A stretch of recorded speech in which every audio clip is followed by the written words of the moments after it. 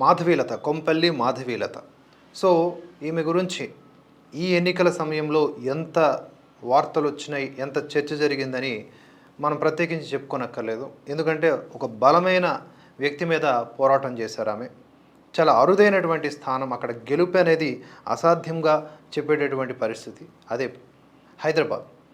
So, MIM party అభ్యర్థి అయినటువంటి అసదుద్దీన్ ఓవైసీ మీద బీజేపీ తరపున మాధవీలత నిలిచారు, కానీ ఓడారు. ఇక్కడే ఓడి గెలిచిన మాధవీలత అని కూడా చెప్పొచ్చు. At the same time Madhavilatha కాకుండా ఇంకెవరైనా నిలుచొని ఉండుంటే ఈ స్థాయిలోనే రిజల్ట్స్ వచ్చుండేవా అనే ప్రశ్న కూడా మనం వేసుకోవచ్చు. ఎందుకంటే మాధవీలత పూర్వాపరాలని మనం పరిశీలిస్తే ఆమెపై కొన్ని ఆరోపణలు కూడా ఉన్నాయి, విరించి హాస్పిటల్ కేంద్రంగా. అయినప్పటికీ దాన్ని ఓవర్కమ్ చేశారు బికాజ్ ఆఫ్ ఆవిడకున్నటువంటి వాక్చాతుర్యం అండ్ ఆ దూకుడు స్వభావం. ఇవన్నీ ఇంకోటి ఏంటి, నేషనల్ మీడియాని కూడా ఆమె అట్రాక్ట్ చేశారు, లేకపోతే ఏదో ఒక విధంగా ప్రయత్నించి అక్కడికి చేరుకున్నారు. మొత్తంగా జాతీయ స్థాయి వరకు కూడా మాధవీలత గురించి మాట్లాడడం జరిగింది. Even prime minister of India Modi కూడా ఈమె గురించి ఒక ట్వీట్ చేశారు. అయితే ఓడి గెలిచిన మాధవీలత అని ఎందుకు అంటున్నారనే దానికి ఒక ఆర్టికల్ ఏంటంటే, యావత్ దేశంలో అందరి దృష్టిని ఆకర్షించిన నియోజకవర్గాల్లో హైదరాబాద్ ఫస్ట్ ప్లేస్లో నిలిచింది. బీజేపీ వర్సెస్ మజ్లిస్గా హోరాహోరీ సంగ్రామంలో నడిచినటువంటి లోక్సభ ఎన్నికల్లో పాతబస్తీ చివరకు మళ్ళీ మజ్లిస్కు దక్కింది. బీజేపీ అభ్యర్థి మాధవీలతపై 3,19,000 మెజారిటీతో అసదుద్దీన్ ఓవైసీ విజయం సాధించారు. 5వ వరుసగా ఆ విజయం సాధించారు అసదుద్దీన్ ఓవైసీ. సరిగ్గా 4 దశాబ్దాలుగా ఎంఐఎంకు పెట్టని కోట హైదరాబాద్. అయితే మజ్లిస్ కంచుకోట అయినటువంటి పాతబస్తీలో ఎలాగైనా కాషాయం జెండా ఎగరేయాలని చెప్పేసి ఆ కసితో బీజేపీ అధిష్టానం మొదటి నుంచి ఎన్నో వ్యూహాలను అమలు చేస్తూ వచ్చింది. అందులో భాగంగా ఓవైసీకి ధీటుగా మహిళా అభ్యర్థిని బరిలోకి దించి యావత్తు దేశం దృష్టిని ఆకర్షించింది. దాదాపుగా 4 దశాబ్దాలుగా ఏలుతున్న పతంగి పార్టీని ఓడగొట్టడమే లక్ష్యంగా మాధవీలతను బరిలోకి దించింది. ప్రచారంలో దూసుకుపోయింది. ఓవైసీ అవినీతి వ్యాపారాలను దేశవ్యాప్తంగా ప్రచారంలోకి తీసుకొచ్చింది. ప్రతి అంశంలో ప్రత్యేకతను చాటుకున్న మాధవీలత ఒకానొక సమయంలో ఓవైసీ ఓటమి ఖాయమనే లెవెల్లో అందరినీ ఆశ్చర్యపరిచింది. అంతేకాకుండా బీజేపీ పాలన, పార్టీ విధానాలు, హిందుత్వ పరిరక్షణ లాంటి అంశాలపై అనర్గళంగా మాట్లాడడంతో పార్టీ హైకమాండ్ దృష్టిలో పడ్డారు. ఆమె వాక్చాతుర్యానికి ప్రధాని మోదీ సైతం ముగ్ధులయ్యారు. దీంతో మాధవీలత నిత్యం వార్తల్లో వ్యక్తిగా మారారు. ప్రచారంలో మజ్లిస్ను ఢీకొట్టినటువంటి మాధవీలత తనదైన వ్యవహార శైలితో పాతబస్తీ ప్రజలకు దగ్గరయ్యారు. పాతబస్తీ ప్రజల్లోకి పార్టీని తీసుకురావడంలో, పార్టీని బలోపేతం చేయడంలో తన వంతుగా కృషి చేసి బలమైన బీజేపీ నేతగా హైకమాండ్ దృష్టిలో స్థానం సంపాదించారు. ఎన్నికల్లో ఓడిపోయినప్పటికీ బీజేపీ అధిష్టానం మెప్పు పొందడంలో సక్సెస్ అయ్యారు.